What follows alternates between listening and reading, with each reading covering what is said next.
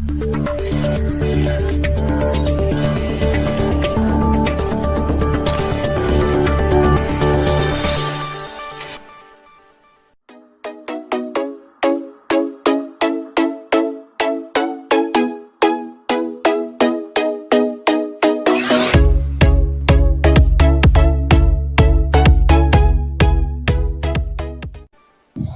Aunty,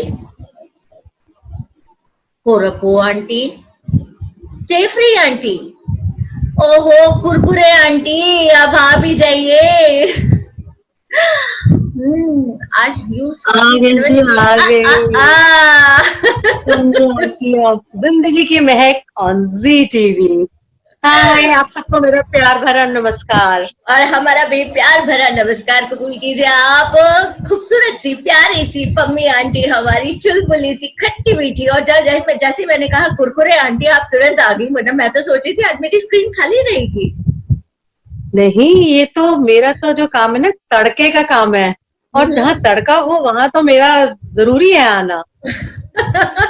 बिल्कुल। और इस तड़के के साथ आज हमारे साथ जुड़ी है Monika Kohli ji, the famous actor, model और जानी जाती हैं एड क्वीन के नाम से। और दोस्तों, किसी भी ब्रांड का आप नाम लीजिए, नेशनल हो या इंटरनेशनल, और उसमें अगर पम्मी आंटी, कुरकुरे आंटी और मोनिका कोहली जी का जो समागम है वो ना दिखे आपको, तो आप मेरा नाम बदल दीजिएगा। क्यों, ठीक कह रही हूँ?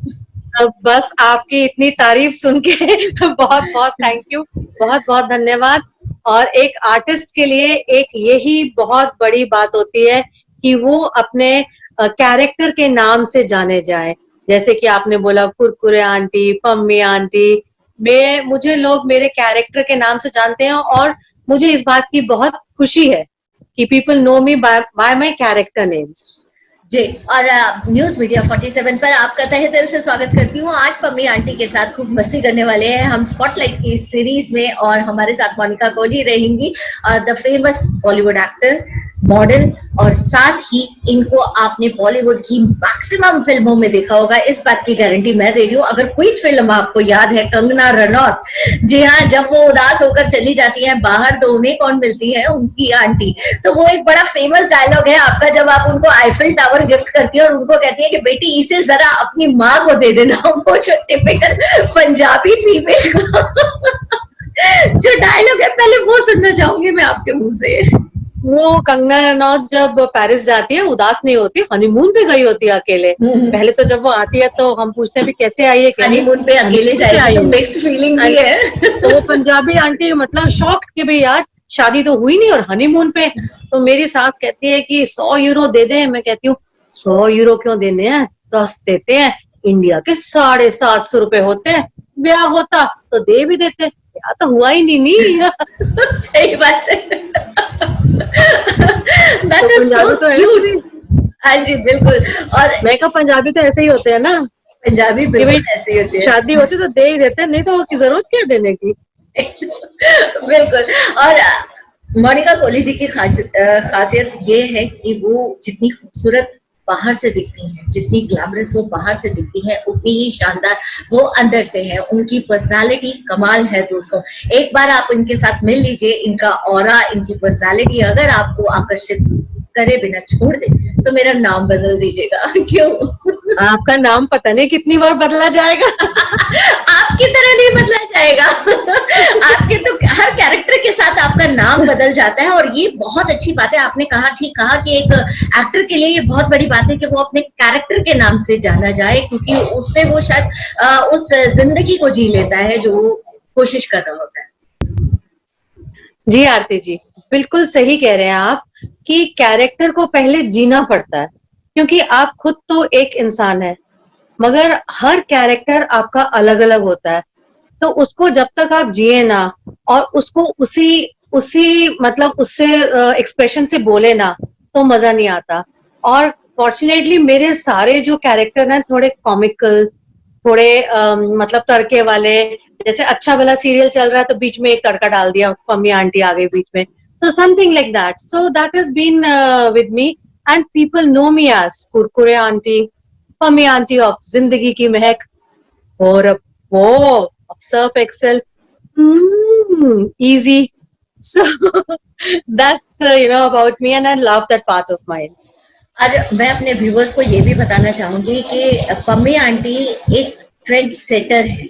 उन्होंने ये ट्रेंड सेट किया है कि जैसा कि हम लोग सोचते हैं कि आपने अगर अपनी जिंदगी में, जैसे ज्यादातर हाउसवाइफ्स होती हैं वो कहती हैं हमारी पूरी लाइफ अपने घर के लिए, अपने बच्चों के लिए हो गई और हम अपने सपने जी नहीं पाए, तो पहला ट्रेंड सेट उन्होंने किया अपने सपनों को जीने का, और दूसरा उसको एस्टैब्लिश करने का, उसके लिए एक मार्केट वैल्यू जो आपने बनाई है। क्योंकि अब तक हमारे जहन में आता था कि अगर एक मॉडल है, अगर एक एक्टर है, अगर उसको फील्ड में करियर बनाना है, और खासकर मॉडलिंग की अगर हम बात करें, 0 size figure, stay fit, weight loss, ये बहुत सारी चीजें हैं जो उसके अंदर आया करती थी। लेकिन आपने इस सबको ब्रेक कर दिया। At the age of 43 you decided to start modelling. How this is happened?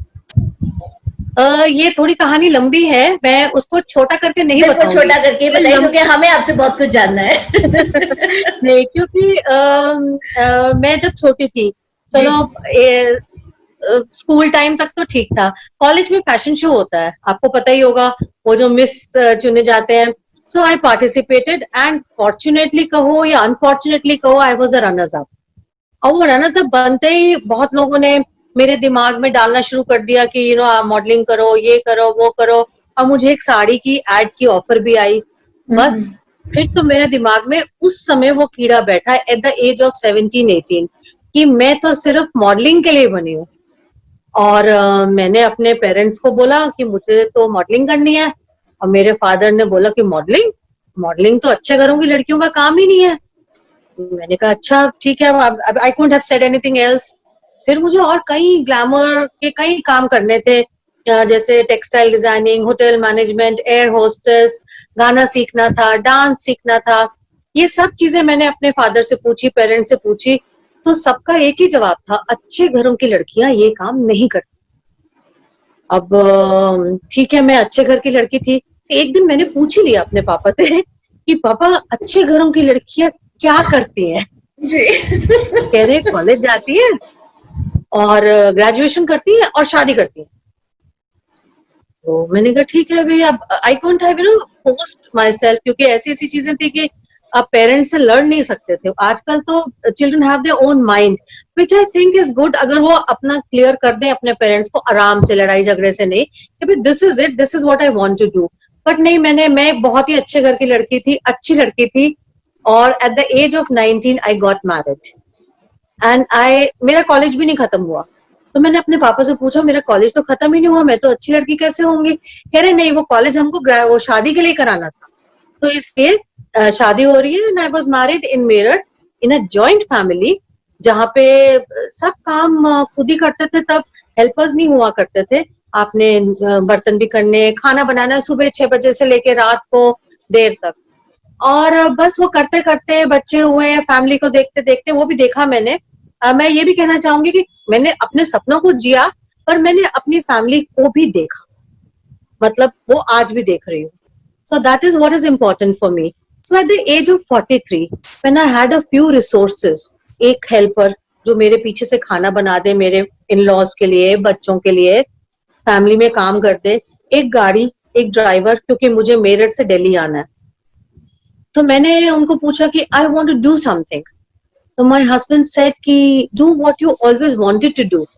But उनको ये नहीं पता था कि मुझे मॉडलिंग ही करनी थी। तो मैंने जब उनको बोला मॉडलिंग, तो पहले तो उनको भी झटका लगा, अरे modelling? But then he said, okay, if you can and if you get an opportunity, you do it. So 43 की एज में, मतलब वो मैंने अपने सपनों को ना मरने नहीं दिया। I was always running after my dreams. और मैं वो फायर, एक पैशन जो होती है ना मन में, वो खत्म नहीं होने दी। मैं सोती थी तो अपने आप को रैंप पे देखती थी, मैं उठती थी तो मतलब मैं सोचती थी मेरी होर्डिंग लगी हुई है। So this positive thinking really helped me a lot.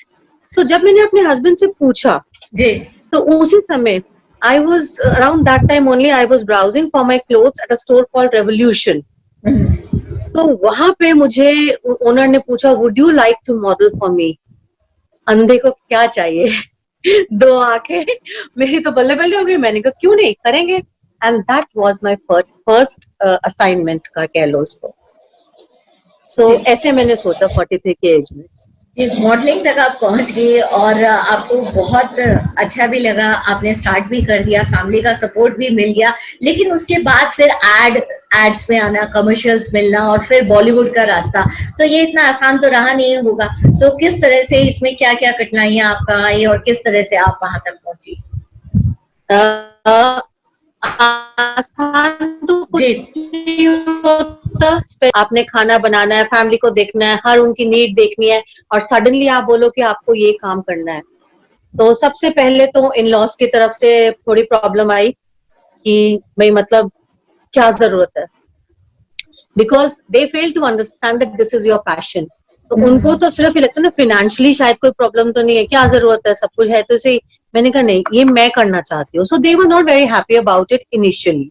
And second problem was कि ऑफकोर्स जब आप निकलते हो तो आपको पूरा फॉलो अप करना पड़ता है. जब शुरू में जाते हो, फोन पे बात करनी है, हेल्पर्स को बताना है खाना क्या बनना है, ये क्या करना है, वो सब चीजें. और from work point of view God is been very kind, only because I was very positive. तो क्योंकि मुझे पहला काम तो अपने आप मिल गया, दूसरा भी अपने आप मिल गया, फिर एक स्टोर है प्लस करके, उन्होंने भी मुझे अप्रोच किया प्लस साइज क्लोथिंग के लिए. फिर मैंने सोचा कि मैं खाली प्लस साइज क्लोथिंग क्यों करूं, I am cut for more. Then I got my folio done, folio बनाया, उसको पिक्चर सर्कुलेट करी, बट मेरे को ब्रांड्स इजीली मिले. I have done national, domestic, international, सारे ब्रांड्स करे हैं. But that I would say कि my the key to my success is ऊपर वाले का हाथ, घर वालों का साथ और positive thinking. That's what I would say. That's so sweet of you. अब मैं ये पूछना चाह रही हूँ आपसे, क्योंकि आजकल का जो टाइम चल रहा है वो थोड़ा सा डिफरेंट हो गया. Things has been changed. Positive thinking से आपने अपना नाम बनाया, लाखों लोगों के लिए रोल मॉडल रही और बहुत बिजी रही इस पूरे दौरान. मेरे ख्याल से आपका 10-12 साल का ये जो सफर रहा काफी बिजी शेड्यूल रहा. और अब एकदम से जो लॉकडाउन की सिचुएशन आ गई है, जो क्वारंटाइन में लोग जा रहे हैं और इस तरह की जो चीजें नजर आ रही है कोविड-19 की वजह से, तो ऐसे में अब जो वक्त है, अब उसको आप किस तरह से यूटिलाइज कर रही है, किस तरह से चैनलाइज कर रही है? मेरा वक्त वैसे तो जो क्वारंटाइन है, ये कोरोना है, it's not good for anyone.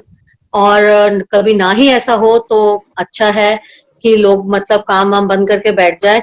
But to be on the positive side, I would say we, had very good time with the family.